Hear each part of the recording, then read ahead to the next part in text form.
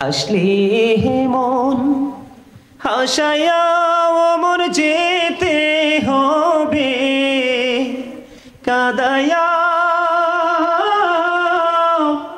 হায়রে দম পুরাইলে রঙের জলসা যাইবে রে শেষে হইয়া। বাস্তব কথা না? বুঝেন নাই? আপনি এসেছেন হাসিয়ে, চলে যাবেন সবাইকে কাঁদিয়ে, কিন্তু যতই কাঁদুক পৃথিবীতে থাকা মাটির উপরে, কিন্তু আপনি চলে যাওয়ার পরে কিন্তু 5 দিন কয়েকদিন মনে রাখবে, তারপরে সবাই আপনাকে ভুলে যাবে। ঠিক কিনা বলেন?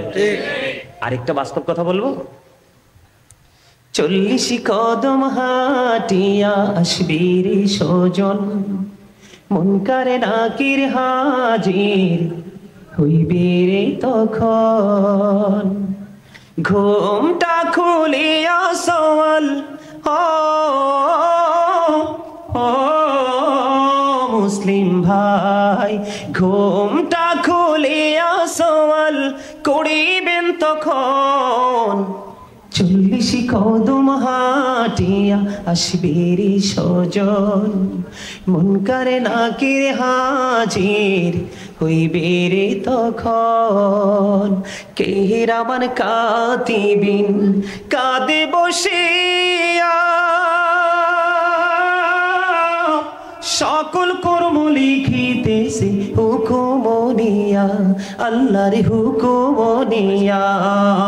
40 কদম হাটিয়া আসবে রে সজন, বলেন 40 কদম হাটিয়া সবাই, 40 কদম হাটিয়া মুনকারে নাকির হাজির। এগুলো কি বাস্তব কথা না? অস্বীকার করার কোনো সুযোগ আছে? আপনি আমি এড়িয়ে যেতে পারবো? The sieging of Allah is difficult. আপনাকে ওখানে গেলে শক্তভাবে অ্যারেস্ট করা হবে। করার পরে আপনার জীবনে কি করেছেন সেই জবাব আপনার কাছে চাইবে। কে চাইবে? আল্লাহ। আরো যারা বলেন না, কে? আল্লাহ। আল্লাহ is quick to take account. ইন্নাল্লাহা সারিউল হিসাব। জীবনের সময়গুলো কোন কোন কাজে ব্যয় করেছেন জবাব দিতে হবে। যৌবন কালটা কোন কাজে ব্যয় করেছেন সেই জবাব দিতে হবে। অর্থ কোন পথে উপার্জন করেছেন সেই জবাব দিতে হবে, এবং কোন পথে ব্যয় করেছেন সেই জবাব দিতে হবে। দিনের শিক্ষার উপর ভিত্তি করে কতটুকু আমল করেছেন সেই জবাব আল্লাহর দরবারে পারবেন দিতে? কথা বলেন, পারবেন? সে প্রস্তুতি নিয়েছেন? আমরা কি সেই প্রস্তুতি নিয়েছি? জান্নাতে কি আমাদের কি কেউ জোর করে জাহান্নামে পাঠাবে, নাকি আমাদের আপন কর্মই আমাদের কি নিয়ে যাবে? কথা বলেন। আপনারা একটু মন দিয়ে কথা শুনবেন না? আপনারা কি আমার কথা মন দিয়ে শুনতেছেন না? একটু আগে যে বললাম দেহ আর আত্মা, দেহ আর আত্মা। এখন বলেন তো কোনটা মানুষের আসল সত্তা, দেহ না আত্মা? আত্মা। দর্শক সারি থেকে কিন্তু আসে নাই, এখান থেকে ডান বাম থেকে আসছে। মানুষের আসল সত্তা কি? আত্মা। আত্মা আছে তো আপনি আমি আছি, আর আত্মা নাই তো আপনি আমি নাই। ঠিক কিনা? আরে ভাই জানেন আল্লাহ রাব্বুল আলামিন আত্মার জগতে মিটিং ডেকেছিলেন দুইটা। কয়টা? দুইটা। প্রথম মিটিংয়ে ঢালাও প্রশ্ন করেছিলেন, আলাস্তু বিরাব্বিকুম, আমি কি তোমাদের প্রভু নই? তখন কিন্তু আমরা সবাই বলেছিলাম ক্বালু বালা, হ্যাঁ আপনি আমাদের প্রভু। সেই প্রতিশ্রুতির কথা কিন্তু আপনি আমি ভুলে গেছি। আল্লাহ ডেকে ডেকে কি বলে জানেন? যখন তোমার কেউ ছিল না তখন ছিলাম আমি, এখন তোমার সব হয়েছে পর হয়েছি আমি। যখন তোমার কেউ রবে না রব শুধু আমি, আমার কাছে আসতে হবে মনে রেখো তুমি। তোরা চাসনি কিছু, তোরা চাসনি কিছু কারো কাছে খোদার মদদ ছাড়া, অন্যের উপর ভরসা ছেড়ে নিজের পায়ে দাঁড়া। মারহাবা বলেন। বুঝেন নাই? কাগজে কাটে কারে ঘুড়ি বানা কার, उड़ाता है आसमान में, घुड़ी बेचारा क्या करेगा रोशी मौला का हाथ में। ठीक ना बड़े? बुझेन नाई? আপনার এই দেহটা, কবি বলেছেন মানুষের এই দেহটা হলো কাগজের ঘুড়ির মতো। কিসের মতো? কাগজের ঘুড়ির মতো। দেহের মধ্যে যে আত্মাটা আছে, আত্মাটা হলো রশির মতো। কিসের মতো? রশির মতো। আর নাটাই হলো কে জানেন? আজরাইল। নাটাই কে? আজরাইল। অর্ডার করবে কে? Allah. Just time, no complain. আপনার কোন ধরনের কোন নো আর্গুমেন্ট, কোন তর্ক, কোন বিতর্ক, কোনটাই কিন্তু করা যাবে না। আপনাকে চলে যেতে হবে কোথায়? কবরে। আপনাকে কবরে। কবরে যাওয়ার পরে আপনাকে হিসাব নিকাশ 100% দিতে হবে। সম্মানিত উপস্থিতি, আপনার দেহটা যদি এখানে থাকে কোনো লাভ হবে না। আপনার দেহের সাথে আত্মাটাকে এখানে প্রেজেন্ট রাখতে হবে, তাহলেই কিন্তু আপনি সফল। আর আপনি কি মনে করেন মানুষের জীবনে প্রতিদিনই ওয়াজের প্রয়োজন হেদায়েতের জন্য? নো। একটু সময়, গত কয়েকদিন আগের ছোট্ট একটা কথা, এক ভদ্রলোক আমাকে ফোন দিল। আমি ব্যস্ততার কারণে আসলে ওনার কাছ থেকে আমি পুরো ডিটেলস জানতে পারি নাই।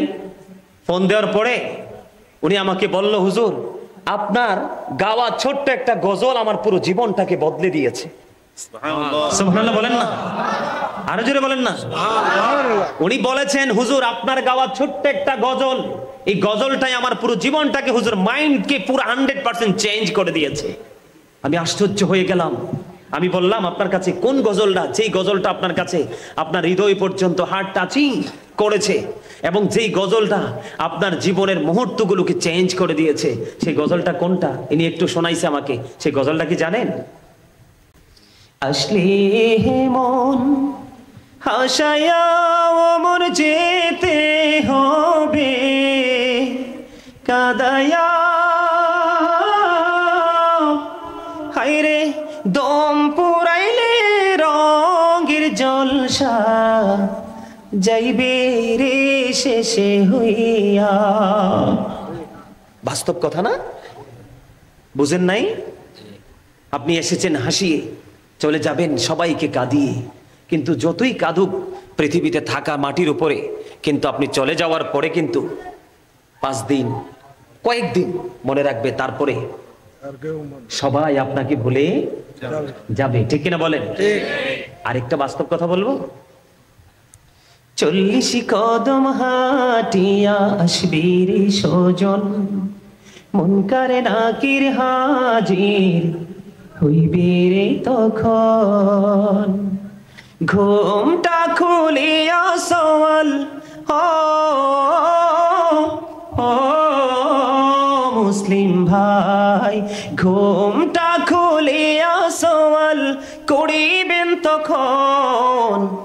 40 কদম হাটিয়া আসবে রে সজন, মুনকারে নাকির হাজির হইবে রে তখন।